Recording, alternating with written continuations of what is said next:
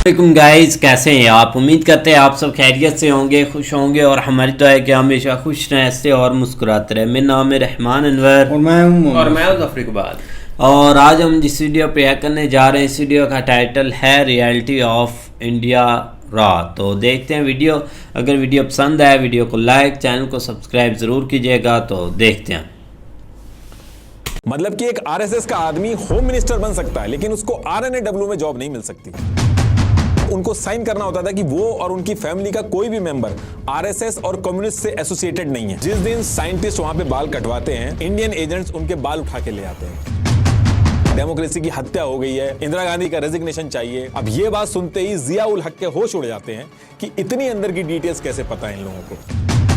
Indian army को direct Kargil के मैदान में पता चला कि 2 और नई बटालियन उनके अगेंस्ट में खड़ी। उसने अपना प्लेन कैबिनेट मिनिस्टर, जो कि अपनी गर्लफ्रेंड के साथ आए थे, उनको घूमने के लिए दे दिया। ऐसी फोटो आती है जिससे हर कोई हैरान हो जाता है। उस फोटोग्राफ को देख के ये पता चलता है कि पाकिस्तान के एक एयरबेस पे, और फिर जब ये सारी चीजें बहुत ज्यादा बढ़ जाती हैं और हाथ से निकलने लगती हैं, तो इंदिरा गांधी जी इमरजेंसी लगा देती हैं।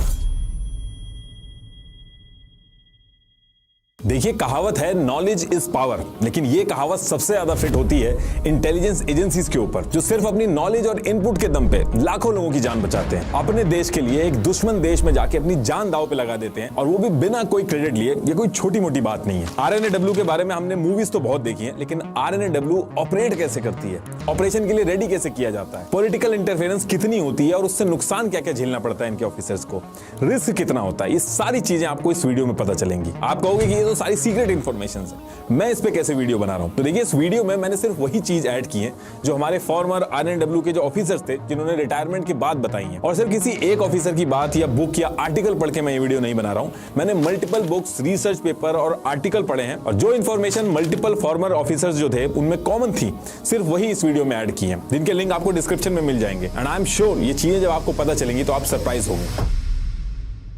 आगे बढ़ने से पहले मैं बात करना चाहूंगा एक ऐसे प्लेटफॉर्म की जिससे हर छोटे बड़े बिजनेस को फायदा होगा। देखिए, चाहे आपका बिजनेस कोई भी हो, उसमें इनवॉइसेस बनाना, बिलिंग सही से करना, पेमेंट्स रिकॉर्ड रखना टाइम कंज्यूमिंग है, और ये इनवॉइसेस बनाने का ओल्ड फैशन तरीका अब आउटडेटेड हो चुका है। इसे डिजिटल और प्रोफेशनल बनाना चाहिए, जिससे कस्टमर का हम पे ट्रस्ट भी बढ़ता है। लेकिन कैसे? तो यहां आपकी मदद करेगा उडू, जो एक अल्टीमेट प्लेटफॉर्म है आपके बिजनेस को मैनेज करने के लिए, जैसे कि CRM, point of sales, website creation, sales, even billing और बिल्स एंड इनवॉइसेस मैनेज करने के लिए भी उडू के पास एक इनवॉइसिंग ऐप है, जिसमें कुछ इस तरीके से अपने बिजनेस की डिटेल्स डाल के डिजाइन फाइनल करना है। फिर इनवॉइस क्रिएट करेंगे, जिसमें डिटेल्स डालेंगे जैसे क्वांटिटी, टैक्सेस, रेट एक्सेट्रा। फिर डालेंगे बैंक डिटेल्स, और इसके बाद कुछ क्लिक्स में आप इनवॉइस और बिलिंग करने के लिए रेडी हो। इनवॉइस को यहीं से कस्टमर को डायरेक्टली सेंड कर सकते हैं, और डैशबोर्ड से सब इनवॉइसेस के प्रोग्रेस का ओवरव्यू ले सकते हैं। इसके अलावा भी उडू में और भी एप्स हैं, जिसमें पहला ऐप हमेशा के लिए फ्री है with unlimited customer support and hosting, और बाकी एप्स के लिए भी आप ईयरली और मंथली प्लान्स ले सकते हो, स्टार्टिंग फ्रॉम 580 रुपीज। तो यूज करिए उडू एंड उडू invoicing and make your business easy. Link is in the description. तो टॉपिक पे वापस आते हैं। देखिए, इंडिया की जो इंटेलिजेंस एजेंसी आरएनएडब्ल्यू है, वो बनी तो ईयर 1968 में थी, लेकिन उससे पहले कई ऐसे इंपॉर्टेंट डिसीजन थे जिनके लिंक आरएनएडब्ल्यू के डेवलपमेंट से जुड़े हैं। तो देखिए, हुआ क्या था कि ब्रिटिशर्स के टाइम पे जबलपुर के जंगलों में कुछ डकैत थे जो अटैक और लूट करके जंगलों में गायब हो जाते थे। तो इससे निपटने के लिए ब्रिटिशर्स ने एक डिपार्टमेंट बनाया, और उसका नाम था ठगी एंड डकैती डिपार्टमेंट। और यही वो डिपार्टमेंट था जो आगे चल के आरएनएडब्ल्यू की नींव रखता है। उस टाइम पे जो ठगी एंड डकैती वाला डिपार्टमेंट बनाया गया था, ये उस एरिया में इनपुट और इंटेलिजेंस इकट्ठा करके ऊपर पहुंचाता था, और कुछ अपने ऑफिस के लोग भी ये लोग डकैतों के साथ मिला देते थे। और ऐसा करके बहुत ही कम टाइम में इस डिपार्टमेंट ने इस पूरे एरिया से डकैतों को खत्म कर दिया। एक्चुअल में इस डिपार्टमेंट की वर्किंग कैसे होती थी, उसका लिंक मैंने डिस्क्रिप्शन में लगा दिया, एक बार आप देख लीजिएगा। और यही वो टाइम था जब अंग्रेजों को इंटेलिजेंस की इंपॉर्टेंस समझ में आई। तो उस टाइम पे एंटी ब्रिटिश गवर्नमेंट एक्टिविटी करने वाले जो फ्रीडम फाइटर्स थे, उनसे निपटने के लिए भी एक ऐसी एजेंसी, जिसका नाम सेंट्रल स्पेशल ब्रांच CSB था, उसको बनाया गया। और ये जो ठगी डिपार्टमेंट की ऑफिसर्स और मैन पावर थी, उसको इसी सेंट्रल स्पेशल ब्रांच CSB में ट्रांसफर कर दिया गया। और फिर आगे चल के इसमें क्राइम से रिलेटेड केसेस भी ऐड कर दिए गए, और ईयर 1904 में इसका नाम central criminal intelligence department CCID हो गया था। और फिर इसके 2 साल बाद ही इसका नाम IB इंटेलिजेंस ब्यूरो कर दिया गया था। और इसी के साथ साथ जब इनको इंटेलिजेंस में बहुत ज्यादा सक्सेस मिल रही थी, तो इन्होंने अलग से एक मिलिट्री इंटेलिजेंस का भी डिपार्टमेंट बनाया था। अब इसके बाद देश आजाद होता है और अंग्रेज जब इंडिया से जाते हैं तो बाकी डिपार्टमेंट की तरह आईबी डिपार्टमेंट जो था उसका भी ट्रांसफर किया जाता है। लेकिन आईबी के केस में अंग्रेजों ने सारे इन्फॉर्मर्स और एजेंट्स की जो डिटेल्स थी और जो सीक्रेट डॉक्यूमेंट्स थे कुछ को डिस्ट्रॉय कर दिया और कुछ को साथ में ले गए, और आईबी जो था उसको इंडिया को दे दिया और एमआई जो था वो पाकिस्तान को दे दिया। अब अंग्रेजों के जाने के बाद आईबी जो थी उसमें ट्रेंड स्टाफ जो था उसकी शॉर्टेज हो जाती है। लेकिन संजीवी पिल्लाई जो थे वो पहले हेड बने थे आईबी के, तो उन्होंने ब्रिटिश इंटेलिजेंस एजेंसी MI5 के मॉडल पे जैसे तैसे करके आईबी को चलाया। और अंग्रेजों के टाइम पे आईबी जो थी वो कंट्री की बाउंड्री के अंदर की चीजों पे काम करती थी। लेकिन ईयर 1951 में हिम्मत सिंह कमेटी रिकमेंडेशन पे आईबी को इंडिया की बाउंड्री के अंदर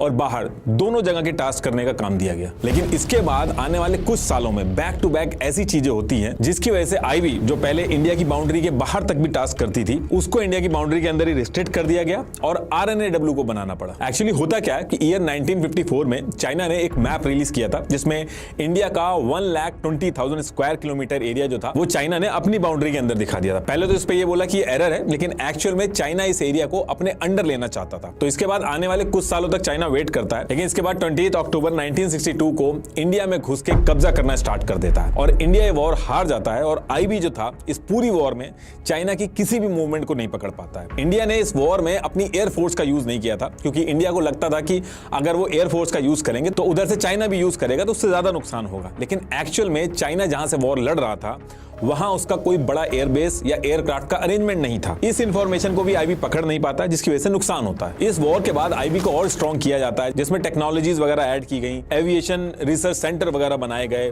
सारा फोकस चाइना के बॉर्डर पे रखा गया। लेकिन इसके बाद ईयर आता है 1965 और ये ईयर आते आते दोबारा से आईबी फेल हो जाती है। इस साल पाकिस्तान इंडिया पे अटैक कर देता है।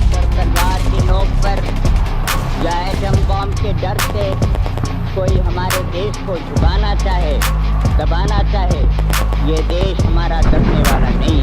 तो एक सरकार के नाते हमारा क्या जवाब हो सकता है सिवाय कि हम हथियारों का जवाब हथियारों को। और आईबी को इसके बारे में भी कुछ नहीं पता चलता है। अब बाकी देशों की एजेंसी जो थी उनके कंपैरेटिवली आईबी जो था वो उतना अच्छा रिजल्ट नहीं दे रहा था, क्योंकि अगर आईबी इंटेल पहले से ही पता करके रखेगा तो इसका बहुत बड़ा एडवांटेज होता है। कई बार वॉर की सिचुएशन को रोका भी जा सकता है। तो इतने कम टाइम में जब दो वॉर हुई और आईबी पकड़ नहीं पाया तो ये बातें स्टार्ट हो गई थी कि आईबी को स्ट्रॉन्ग करना होगा या इसका कुछ ऑल्टरनेटिव देखना पड़ेगा। अब इसके बाद जनवरी 1966 को इंदिरा गांधी पीएम बनती है और पीएम बनते ही ये सबसे पहला काम करती है कि एक्सपीरियंस और फेमस ऑफिसर थे RN काओ, इनको बुलाती है। और RN काओ जो थे वो नेहरू फैमिली से पुराने भी रिश्ते रहे हैं उनके। RN काओ और इंदिरा गांधी जी की जो मदर थी वो चाइल्डहुड फ्रेंड थी और इससे पहले भी RN काओ ने जवाहरलाल नेहरू जो थे उनकी सिक्योरिटी संभाली थी। तो इंदिरा गांधी को इन पे ज्यादा ट्रस्ट था। इंदिरा गांधी RN काओ से एक मीटिंग करती है और उसमें कहती है कि हमें आईबी से हट के एक इंटेलिजेंस एजेंसी बनानी होगी जो बहुत ही एडवांस हो और उसका पूरा फोकस इंडिया की बाउंड्री के बाहर पे हो, ताकि ये जो वॉर हो रही है इसमें हमें एडवांटेज रहे। अब ये मीटिंग खत्म होने के बाद RN काओ 2 महीने का टाइम लेते हैं और सारी स्टडी वगैरह करके एक नई एजेंसी बनाने का ब्लूप्रिंट सबमिट करते हैं। RN काओ का ये जो ब्लूप्रिंट था इसको इंदिरा गांधी एक्सेप्ट कर लेती हैं। ये एज इट इज इंप्लीमेंट होता है। बस इसमें एक चीज इंदिरा गांधी उसमें ऐड करती हैं कि ये नई एजेंसी जो है जो भी बनेगी है उसका जो हेड होगा वो डायरेक्टली पीएम को रिपोर्ट करेगा। और उसी टाइम पे वहां पे कैबिनेट सेक्रेटरी DS जोशी भी बैठे थे जिन्होंने इस एजेंसी का नाम सजेस्ट किया, research and analysis wing RNAW।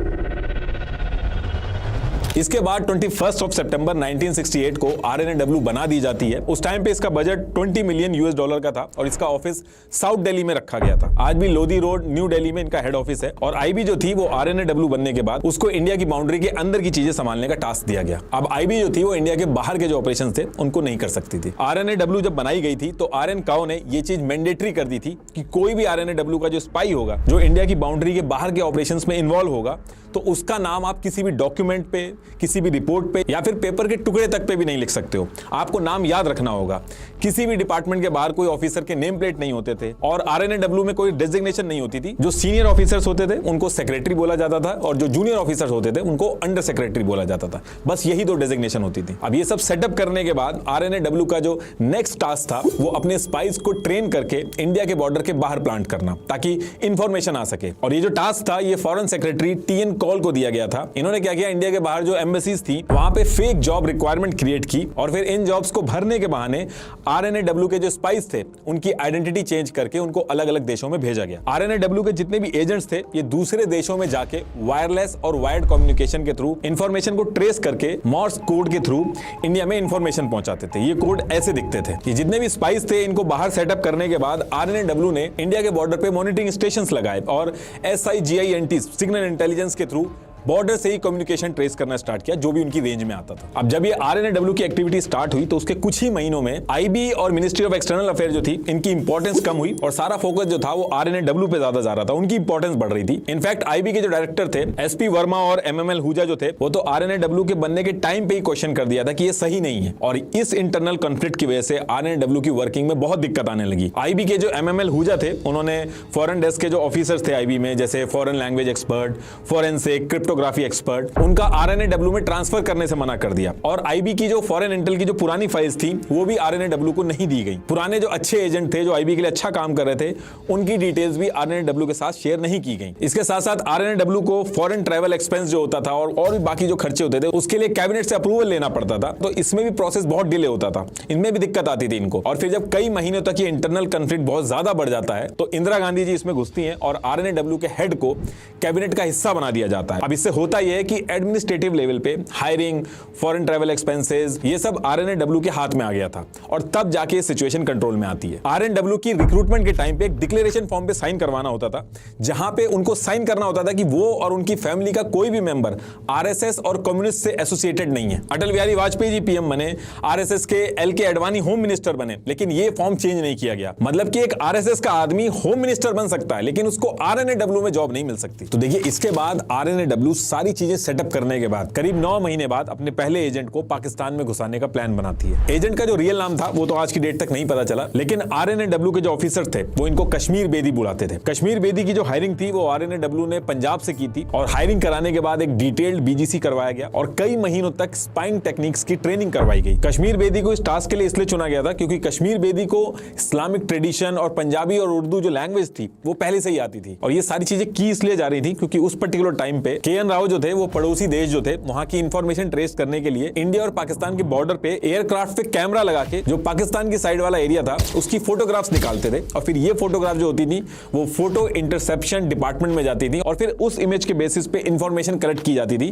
कि पाकिस्तान वाले एरिया में क्या क्या चीजें चल रही हैं। लेकिन ये जो पूरी चीज चल रही थी इसमें दिक्कत ये थी कि जो कैमरे थे उनकी जो रेंज थी वो खाली 70 किलोमीटर तक की थी और जो फोटोग्राफ्स भी आती थी वो उतनी क्लियर नहीं आती थी जिसको समझने में बहुत दिक्कत आती थी। तो इस चीज से निपटने के लिए ये डिसाइड हुआ कि अगर हमारा कोई एजेंट उस एरिया में चले जाए और टाइम टू टाइम अगर फोटोग्राफ्स देता रहेगा तो उससे हमें और क्लैरिटी आएगी कि पाकिस्तान वाले एरिया में क्या चल रहा है। और इसी टास्क को कंप्लीट करने के लिए जो कश्मीर बेदी थे उनको सेलेक्ट किया गया था। अब इसके बाद कश्मीर बेदी का नाम बदल के मोहम्मद इब्राहिम कर दिया जाता है और फिर इनको 2 पाकिस्तानी सिटीजन्स की मदद के थ्रू इनको बॉर्डर क्रॉस कराया जाता है। ये जो पूरा ऑपरेशन था इसको RN काउ दिल्ली से चला रहे थे और जब कश्मीर बेदी पाकिस्तान पहुंच जाते हैं तो प्लान के हिसाब से वो वहां की सारी इंफॉर्मेशन रेडियो सिग्नल के थ्रू अमृतसर में एक घर था वहां भेजते थे और फिर वहां से एक आदमी एक सिक्योर टेलीफोन लाइन के थ्रू ये इंफॉर्मेशन दिल्ली में एक घर था वहां भेजता था।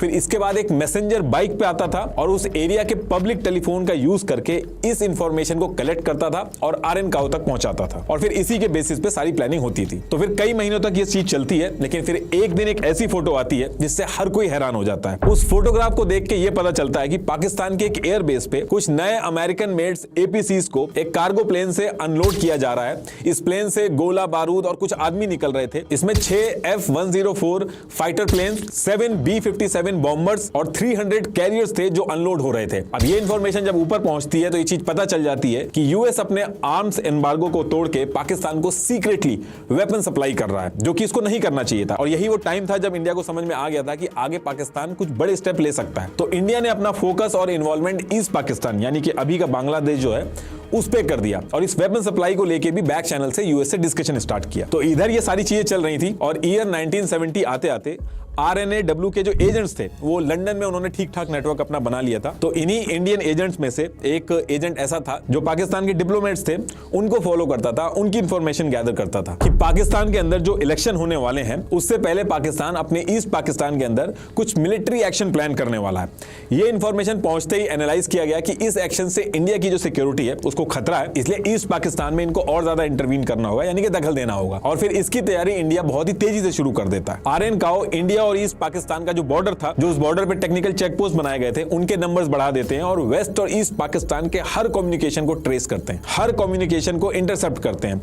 सिचुएशन ये हो गई थी कि पाकिस्तान के इलेक्शन आने तक RNAW के पास हर डिटेल्स थी कि इलेक्शन के अंदर किसकी जीतने की ज्यादा चांसेस हैं, मिलिट्री एक्शन होगा तो कौन कौन इन्वॉल्व होगा, हर एक चीज उनको पता चल गई थी। आरएन काओ ये सारी सिचुएशन एनालाइज करके इंदिरा गांधी जी को भेजते थे और इसके बाद ये भी सजेस्ट करते कि अगर इंडिया ये वेस्ट पाकिस्तान और ईस्ट पाकिस्तान के बीच में जो एयरप्लेन्स आते जाते हैं, अगर अपना एयर स्पेस को ब्लॉक कर देगा तो ये इंडिया को बहुत बड़ा एडवांटेज देगा। एक तो रूट तो लंबा होगा ही होगा, दूसरा ईस्ट पाकिस्तान और वेस्ट पाकिस्तान का जो कम्युनिकेशन है वो भी ब्रेक होगा। लेकिन इंदिरा गांधी जी कहती है कि ऐसा करना पॉसिबल नहीं है, बिना किसी रीजन के ऐसे एयर स्पेस बंद करना, या तो वॉर जैसी सिचुएशन हो तभी ये करा जा सकता है। और अगर बिना किसी रीजन के इंडिया अगर ऐसा करेगा तो इंटरनेशनल प्रेशर जो है वो बहुत ज्यादा होगा, जिससे इंडिया को दिक्कत होगी। अब जब ये सारी बातें चल रही थी उसी टाइम पे एक ऐसा कोइंसिडेंस होता है जो इंडिया के लिए एक बहुत बड़ी अपॉर्चुनिटी बन के सामने आता है। एक्चुअली हाशिम कुरैशी नाम का एक आदमी श्रीनगर से पेशावर गया था और वहीं पे उसकी मुलाकात मकबूल भट्ट नाम के आदमी से होती है, जो कि एक आतंकी ऑर्गेनाइजेशन है NLF, नेशनल लिबरेशन फ्रंट, उससे बिलोंग करता था। और ये जो NLF से मकबूल भट्ट था ये हाशिम कुरैशी को इन्फ्लुएंस कर लेता है और इसकी जो आतंकी ऑर्गेनाइजेशन थी NLF,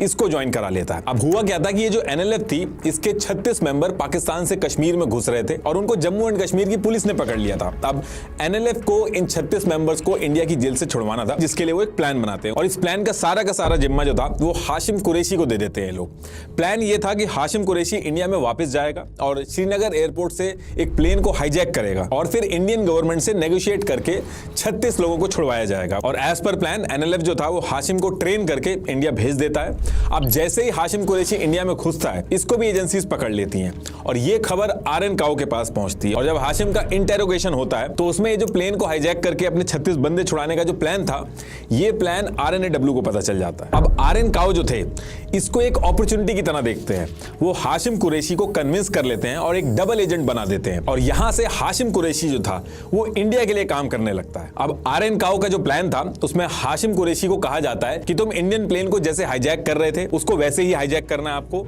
ये प्लेन हाईजैक करके पाकिस्तान के लाहौर में ले जाना है और प्लेन के अंदर RNAW के एजेंट्स होंगे और इस प्लेन को पाकिस्तान में उतारने के बाद 36 लोगों को जेल से छुड़वाने की डिमांड करनी है और उसके साथ साथ एक चीज और करनी है, जुल्फिकार अली भुट्टो से मिलने की भी डिमांड रखनी है। और Hashim Qureshi as per plan 38 जनवरी 1971 को इंडिया से प्लेन हाईजैक करके लाहौर में प्लेन उतार देता है और फिर इसके बाद हाशिम की डिमांड के हिसाब से 1 Feb 1971 को जुल्फिकार अली भुट्टो इससे मिलने आते हैं और जैसे ये मिलते हैं ये सारी फोटोज जो थी वो मीडिया में वायरल हो जाती हैं। ये है वो फेमस फोटो। अब इसके बाद इधर इंडिया में ऑल इंडिया रेडियो के अंदर इस हाईजैकिंग के बारे में अनाउंसमेंट करी जाती है और इसको इंडिया पे एक अटैक की तरह देखा जाता है और इसको एक खतरा बता के इंडिया पाकिस्तान के लिए जो एयर स्पेस था वो उसको बंद कर देता है। पाकिस्तान के ऊपर काफी प्रेशर पड़ता है ऑल ओवर वर्ल्ड से, लेकिन उसके बाद भी जुल्फिकार अली भुट्टो इस हाईजैकिंग को क्रिटिसाइज नहीं करते हैं पब्लिकली। तो इस बात से इंडिया का जो क्लेम था उसको और हवा मिल जाती है। अब इसके थोड़ी देर बाद पाकिस्तान प्लेन जो था उससे सारे पैसेंजर्स थे उनको उतारा जाता है और जैसे ही सारे लोग उतरते हैं प्लेन में आग लगा दी जाती है और ये प्लेन में आग लगने की बात की फोटो है। और जितने भी एयरप्लेन में पैसेंजर थे जिसमें RNAW के एजेंट भी थे, इनको पाकिस्तान को अमृतसर के रास्ते इंडिया पहुंचाना पड़ता है। और क्योंकि हाशिम कुरैशी मिला था RNAW से तो जो 36 आतंकवादी थे उनको भी नहीं छोड़ना पड़ता है और एयर स्पेस जो था पाकिस्तान के लिए वो भी बंद कर दिया जाता है। ये स्टेप आरएन काओ का एक मास्टर स्ट्रोक की तरह माना जाता है, जिसकी वजह से आप लोगों को ये फोटो देखने को मिली। अब इसके बाद पाकिस्तान के 2 टुकड़े हो चुके थे। इंदिरा गांधी जी का नाम बहुत होता है इस चीज को लेके। इसके साथ साथ RNAW को और स्ट्रॉन्ग किया जाता है और फिर आगे चल के जब ईयर 1974 में न्यूक्लियर टेस्ट हुआ था तो उसकी जो सीक्रेसी मेंटेन करनी थी उसमें भी RNAW ने बहुत ही इंपॉर्टेंट रोल प्ले किया था। लेकिन इसके कुछ ही दिन बाद इंडिया में कुछ इंटरनल चीजें ऐसी होती हैं जिसकी वजह से RNAW को काफी नुकसान होता है। एक्चुअली 12 जून 1975 को इलाहाबाद हाईकोर्ट का फैसला आता है। उसमें यह कहा गया कि ये जो ईयर 1971 के लोकसभा इलेक्शन हुए थे ये सही तरीके से नहीं हुए थे, इसमें इलीगल प्रैक्टिसेस हुई थी इलेक्शन जीतने के लिए, और इंदिरा गांधी जी के ऊपर गवर्नमेंट मशीनरी और इंटेलिजेंस एजेंसीज को गलत तरीके से यूज करके इलेक्शन जीतने की बात कही जाती है। अब हाईकोर्ट का जब ये डिसीजन आता है तो ऑपोजिशन बहुत ज्यादा हल्ला करता है, बहुत प्रेशर बनाता है कि डेमोक्रेसी की हत्या हो गई है, इंदिरा गांधी का रेजिग्नेशन चाहिए। और जो ऑपोजिशन लीडर थे वो RNAW से भी बहुत ज्यादा नाराज थे। उनका कहना था कि इंदिरा गांधी RNAW का यूज करती हैं सारे ऑपोजिशन लीडर्स के खिलाफ, और इन सारी चीजों को लेकर काफी रैली वगैरह भी निकालते हैं ऑपोजिशन के लीडर। और फिर जब ये सारी चीजें बहुत ज्यादा बढ़ जाती हैं और हाथ से निकलने लगती हैं तो इंदिरा गांधी जी इमरजेंसी लगा देती हैं। इंदिरा गांधी की सरकार ने भारत में आपातकाल की घोषणा की थी। भाइयों और बहनों, राष्ट्रपति जी ने आपातकाल की घोषणा की है। इससे आतंकित होने का कोई कारण नहीं है। आप सभी गहरे और व्यापक षड्यंत्र से अवगत होंगे जो उस समय से रचा जा रहा है जब से मैंने भारत। ये जो इमरजेंसी थी ये ईयर 1977 तक लगी रहती है, और फिर इमरजेंसी खत्म होने के बाद मार्च 1977 में मोरारजी देसाई PM बनते हैं। PM बनते ही ये एक कमेटी बना के सबसे पहले RNAW के ऊपर इंक्वायरी बैठाते हैं। ये जो कमेटी बनाई गई थी इसको महाराष्ट्र कैडर के IPS officer SP Singh head कर रहे थे। इसमें RNAW को क्लीन चिट तो मिल जाती है, लेकिन कुछ चीजें ऐसी सामने आती हैं जिससे लीडर्स खुश नहीं थे। इनफैक्ट RNAW के ऊपर गुस्सा हो जाते हैं वो लोग। इसमें ये चीजें निकल के आई कि RNAW ने एक स्पेशल डेस्क बनाई थी फ्रंट ऑर्गेनाइजेशन नाम से। इसका काम था ऑपोजिशन लीडर जो थे इंडिया के अंदर वो आउटसाइड इंडिया क्या एक्टिविटी करते हैं उस पर नजर रखना, और इसमें ये पोस्टल एड्रेस, टेलीफोन मॉनिटरिंग, ये सारी चीजें करते थे ऑपोजिशन लीडर्स की। और इस बात को farmer RNAW counter terrorism division के हेड B रमन ने भी अपनी बुक में बताया। इन्होंने कहा कि उनको लैला फर्नांडिस जो कि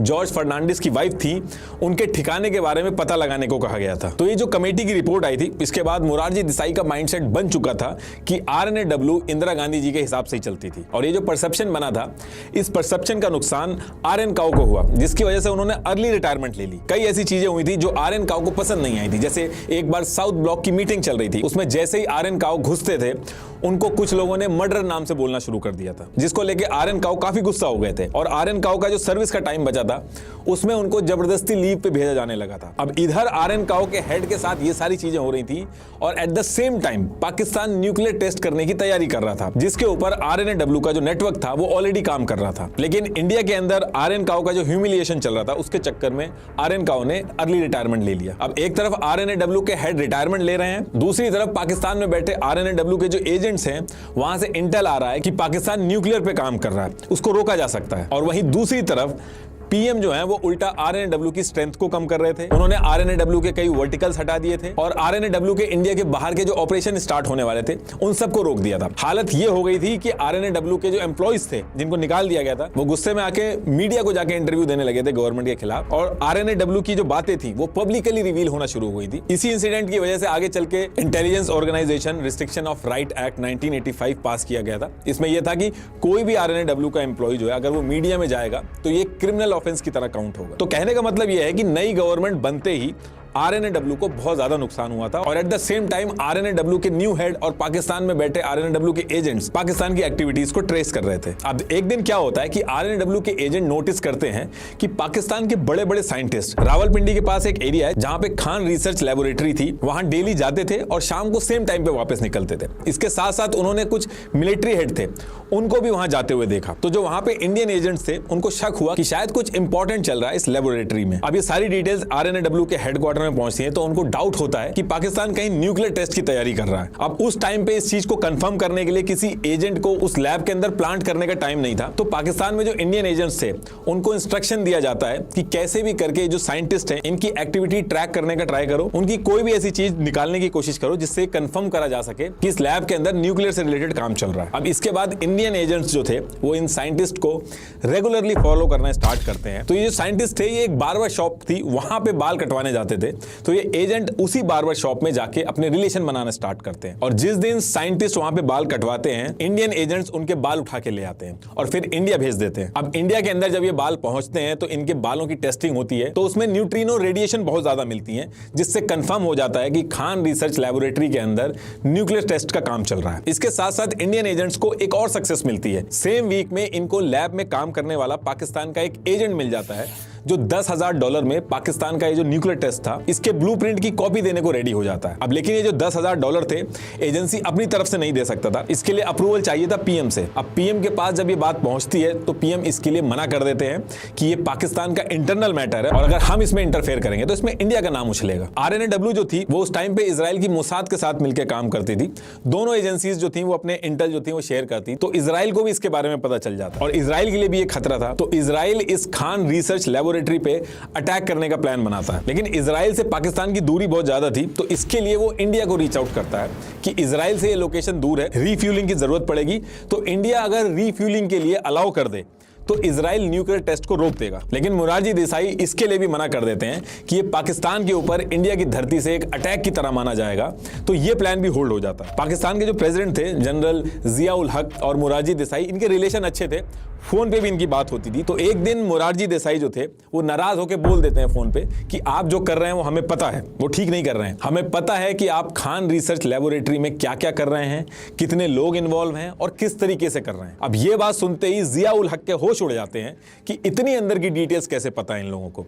इसका मतलब है कि कोई अंदर है जो मिला हुआ है। और इसी इंसिडेंट के बाद पाकिस्तान के अंदर तुरंत जितने इंडिया के एजेंट्स थे उनको ढूंढने का काम स्टार्ट हो जाता है। और पाकिस्तान के इस पूरे सर्च ऑपरेशन में RNAW के सबसे ज्यादा एजेंट्स जो थे वो शहीद हुए थे। RNAW ये न्यूक्लियर प्रोग्राम को रोक तो नहीं पाता है पॉलिटिकल रिस्ट्रिक्शंस की वजह से, लेकिन इन सब चीजों की वजह से पाकिस्तान का जो न्यूक्लियर प्रोग्राम था वो डिले हो गया था, क्योंकि पाकिस्तान ने इस पूरे डेवलपमेंट के सिस्टम को ही चेंज कर दिया था। और फिर आगे चल के इंडिया और पाकिस्तान में पीसफुल रिलेशन मेंटेन करने के लिए मोरारजी देसाई को निशान पाकिस्तान, जो कि वहां का हाईएस्ट सिविलियन अवार्ड है, वो दिया जाता है।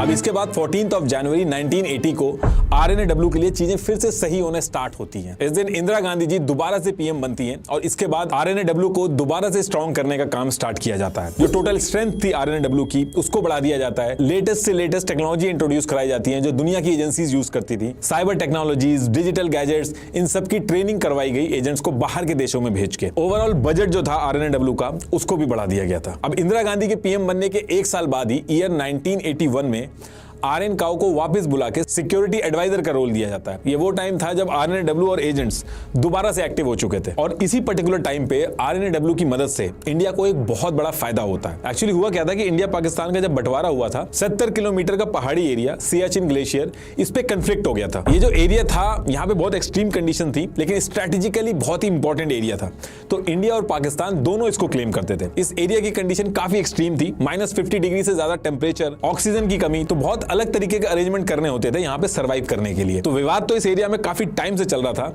लेकिन ईयर 1984 में RNAW की वजह से इस एरिया की जो सिचुएशन थी वो हमेशा के लिए बदल जाती है। तो होता क्या है कि RNAW के जो एजेंट्स थे उनका नेटवर्क लंदन में तो ऑलरेडी था, लेकिन वो और स्ट्रांग हो चुका था।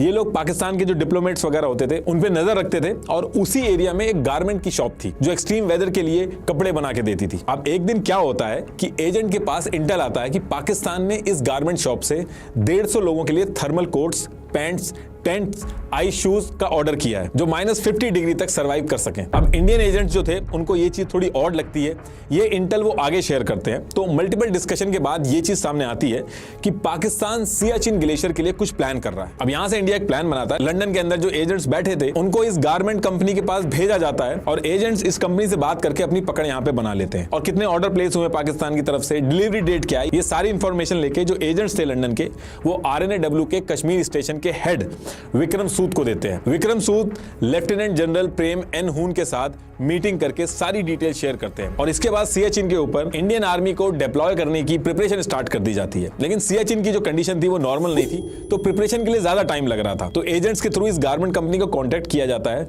और जो डिलीवरी डेट थी उसको एक्सटेंड कराया जाता है ताकि प्रिपरेशन के लिए टाइम मिल सके। और फिर सारी तैयारियों के साथ 13 अप्रैल 1984 की मॉर्निंग को इंडियन आर्मी 300 जवानों को एयरलिफ्ट करके सियाचिन ग्लेशियर पे पहुंचा देती है और तब से लेके आज की डेट तक सियाचिन इंडिया के पास है। पाकिस्तान की आर्मी जब तक वहां पे पहुंची तब तक बहुत देर हो चुकी थी। इस ऑपरेशन को ऑपरेशन मेघदूत का नाम दिया गया था उस टाइम पे। और इसके लिए RNAW को आज की डेट तक अप्रिशिएट किया जाता है। इसके बाद भी RNAW का जो फोकस था वो कश्मीर के इलाकों में बहुत ज्यादा हो गया था। RNAW जो था वो ARC एविएशन रिसर्च सेंटर के थ्रू पाकिस्तान की activity time to time trace करता रहता था। लेकिन इस पूरे प्रोसेस में हमारी एजेंसी से कुछ गलतियां हो जाती हैं, जिसकी वजह से कारगिल में हमें बहुत बड़ा डिसएडवांटेज होता है। एक्चुअली सितंबर 1998 में RNAW के एजेंट्स जो ब्रसल में थे, उनको वहां पे एक इनपुट मिलता है कि ब्रसल में एक बड़ी कंपनी से पाकिस्तान ने 50,000 बूट खरीदे हैं। लेकिन इस इनपुट को जब आगे भेजा गया तो इसको इतना इंपॉर्टेंट नहीं समझा गया। ये बूट्स एक्चुअल में कारगिल की लड़ाई के लिए खरीदे गए थे। फिर इसके बाद सेम मंथ सितंबर 1998 में पाकिस्तान ने कारगिल के अपोजिट एरिया में अचानक से आर्टिलरी और मोटर रेजिमेंट जो थी वो बढ़ा दी थी। इसकी डिटेल भी आगे भेजी गई, लेकिन DGMI ने कहा कि न्यूक्लियर ब्लास्ट की वजह से बॉर्डर पे ये सारी चीजें की जा रही होंगी, जबकि जो इंटेल था उसमें स्पेसिफिकली कारगिल का नाम मेंशन था। और यही नहीं, इसके ठीक एक महीने बाद अक्टूबर 1998 को पाकिस्तान आर्मी रिमोटली पिलोटेड व्हीकल के थ्रू कारगिल एरिया का सर्वे करवाना स्टार्ट कर देती है और इस चीज को भी इग्नोर किया जाता है। और उससे भी बड़ा इंटेलिजेंस फेलियर यह था कि सेम टाइम पे पाकिस्तान ने force commander northern area FCNA region में 2 नई बटालियन खड़ी कर दी थी, जबकि RNAW ने अपनी अप्रैल 1998 से मई 1999 की जो रिपोर्ट थी इसमें इस पूरे एरिया में कोई चेंजेस नहीं बताए थे। इंडियन आर्मी को डायरेक्ट कारगिल के मैदान में पता चला कि 2 और नई बटालियन उनके अगेंस्ट में खड़ी हैं, जो कि बहुत बड़ा डिसएडवांटेज था आर्मी के लिए। इनफैक्ट BSF ने भी एजेंसीज को रिपोर्ट सबमिट की थी कि 500 मिलिटेंट जो हैं वो कश्मीर में भेजे जा रहे हैं और अंडरग्राउंड बंकर बन रहे हैं। तो ऐसे करके टोटल 45 इनपुट्स मिले थे, जिनमें से सिर्फ 11 इनपुट ही ऊपर तक पहुंचे थे। बाकी सारे इनपुट एजेंसीज में कोऑर्डिनेशन की कमी की वजह से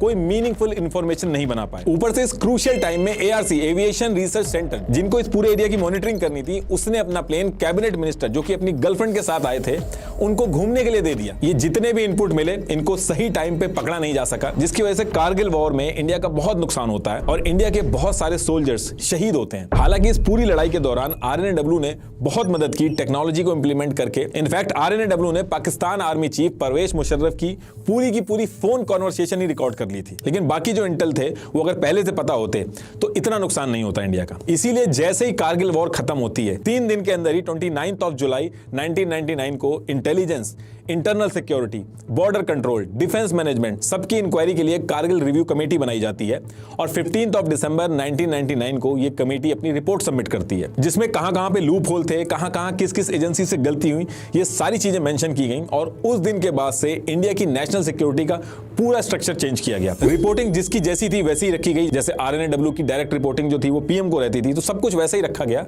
लेकिन एक कोऑर्डिनेशन सही से हो और फ्लो ऑफ इंफॉर्मेशन सही रहे, इसके लिए नेशनल सिक्योरिटी काउंसिल NSC बनाई गई, ताकि सारी एजेंसीज और डिपार्टमेंट कोऑर्डिनेटेड रहें और तुरंत एक्शन लिया जा सके। एक एजेंसी को अगर कोई इंटेल यूजलेस लग रहा है तो दूसरी एजेंसी के लिए शायद वही इनपुट बहुत ही यूजफुल हो। इसीलिए इसको इस तरीके से बनाया गया कि आगे ऐसी गलतियां ना हो। यह है इसका स्ट्रक्चर। सबसे ऊपर PM रहते हैं, इसके नीचे नेशनल सिक्योरिटी काउंसिल NSC, ये NSC के मेंबर होते हैं।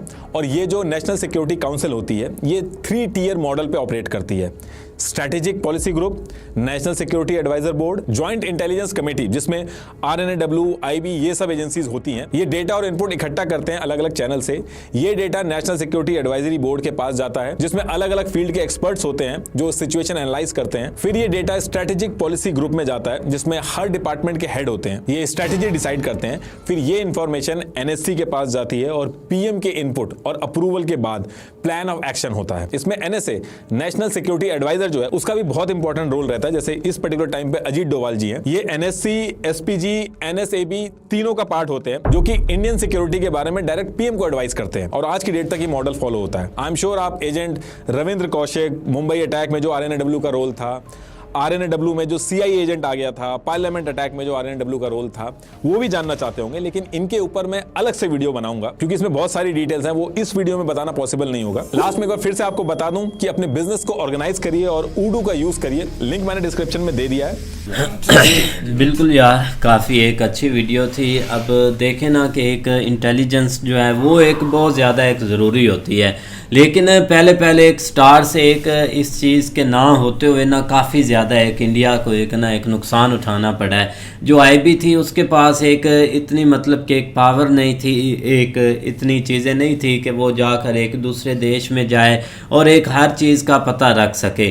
और सबसे बड़ा एक उनको यही तचका लगा था कि जो एक चाइना ने एक 2 बार अटैक किया। पहला अटैक एक चाइना ने बहुत बड़ा किया, उसमें काफ़ी ज़्यादा एक इंडिया को नुकसान हुआ। और अगर वही एक सेम यहाँ पर एक सिचुएशन होती कि मतलब एक रात ही उस वक्त या एक इस तरह की कोई एक इंटेलिजेंस होती तो वो एक बहुत मुश्किल था वहाँ पर एक हमला होना, क्योंकि ये एक इनका यही मकसद होता था कि एक जल्दी से जल्दी अंदर तक की जो चीज़ें हैं ना उनको जानना। लेकिन इन्होंने जो एक पाकिस्तान के अंदर एक अपने बंदे भेजे हैं, एक उन्होंने बहुत ज़्यादा एक इनको ना एक नॉलेज दी इधर से कि मतलब बहुत ज़्यादा जो खुफिया है ना चीज़ें वो बताने की एक कोशिश की, जिससे इंडिया की बहुत ज़्यादा हेल्प हुई है। जहाँ नहीं इसमें कोई शक नहीं। अब देखो ना एक स्टार्ट से ही इस पर एक वर्किंग स्टार्ट कर दी थी, क्योंकि तब तक ना एक पाकिस्तान ठीक है कि इन्होंने बड़े बड़े स्टेप तो लिए थे, लेकिन इनका ना कोई एक इंटेलिजेंस इतनी स्ट्रॉन्ग नहीं थी कि वो एक दूसरे मुल्क में मतलब कि एक इंडिया में जाकर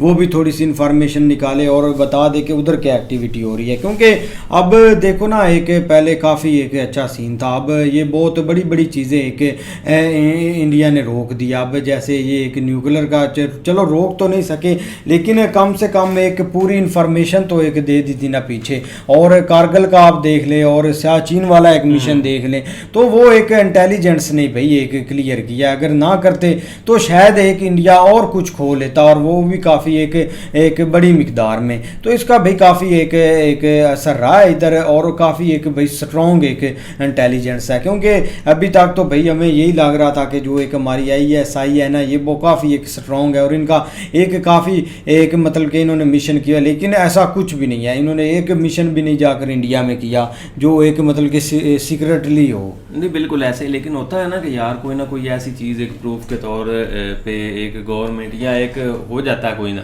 लेकिन हमें आज तक कोई ऐसे सीन नहीं मिला। उसकी वजह है कि पता नहीं क्यों यार ये अमेरिका वालों ने या वो कौन सी एक अदारा है जो इनको एक रैंकिंग देता है, उसमें उसकी रैंकिंग इन्होंने 1 नंबर पे रखी हुई है। हमें तो नहीं नंबर 1 पर नहीं है। अच्छा डाउन हो गई है 10-12 मुझे लगता है कि और कहीं होगी।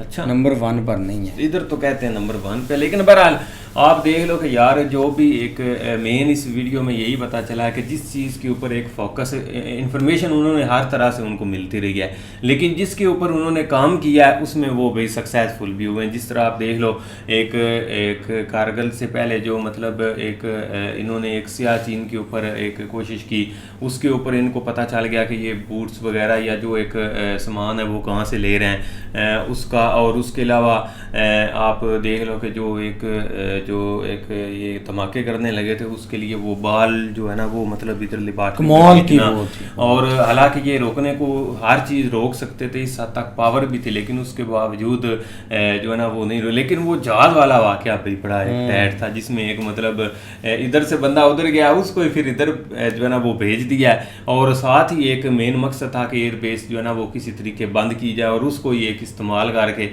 क्या यार एक कमाल का काम। साथ ही एयरबेस जो है ना वो बंद कर दी थी जब ये 71 में जो एक सीन बना था। लेकिन देखो ना कि कुछ चीज़ें ऐसी होती हैं जब आप एक उसको पॉजिटिव के तौर पे ले जा रहे होते हो, और साथ ही आप उससे एक नेगेटिव जो खासकर एक पॉलिटिकल विंग होता है ना ये आके मामलात काफ़ी ख़राब कर देता है। जो आपके अदारे हैं जब उनको एक मिस यूज़ के तौर पे इस्तेमाल करता है ना, तो तब जाके एक इस तरह की जो एक हमारी एजेंसीज होती हैं जो एक अलग मकसद के लिए काम कर रही होती हैं, वो एक थोड़ा डाउन व्यू पे आ जाती हैं जब उनका पता चलता है कि वो एक पॉलिटिकल विंग के लिए एक काम कर रही होती है। हालांकि करना नहीं चाहिए एक मुल्क के लिए। जिस तरह उन्होंने जितनी भी एक एफर्ट्स की, खासकर बाद में तो उन्होंने जब मतलब इतना कोई फोकस नहीं किया, जिसके बाद एक इंक्वायरी बिठाई, पता चला कि मतलब ये चीज़ें इन्होंने की हैं जो कि फेलियर थे। ये चीज़ें साथ चलती रहती हैं, लेकिन पॉलिटिकल विंग जो है ना वो भी नहीं बनना चाहिए किसी भी एक पार्टी। आप स्टार्ट से ही देख ले कि कितनी इंटेलिजेंस से स्ट्रॉन्ग इंडिया की बान की थी और अभी तक भी है। अब पहले अब देख लो कि उन्होंने एक लंदन में भी अपना कितना नेटवर्क फैला दिया था और अभी तक भी भाई वो ही कर रहे हैं। अब एक कनाडा में सीन देख लें, पाकिस्तान में देख लें, अभी भी एक वो ही एक मतलब के सीन चल रहा है। बिल्कुल हाँ, लेकिन ये कि एक चीज़ का तो ज़रूर पता चला ना कि एक इनका काम डायरेक्ट एक पीएम को एक सारा एक डाटा जो है ना वो पहुंचाना होता है। जिस तरह अजीत डोभाल की बात करें वो बिल्कुल पीएम के साथ साथ ही होते हैं, चाहे एक उनकी अलहदा पोस्ट अभी शो की जा रही हो, लेकिन फिर भी काफ़ी उनका किरदार रहा है इस चीज़। बिल्कुल, तो उम्मीद करते हैं आपको वीडियो पसंद आएगी। अगर पसंद आए वीडियो को लाइक, चैनल को सब्सक्राइब जरूर कीजिएगा। मिलते हैं नई वीडियो के साथ, तब तक के लिए अल्लाह हाफ़िज़।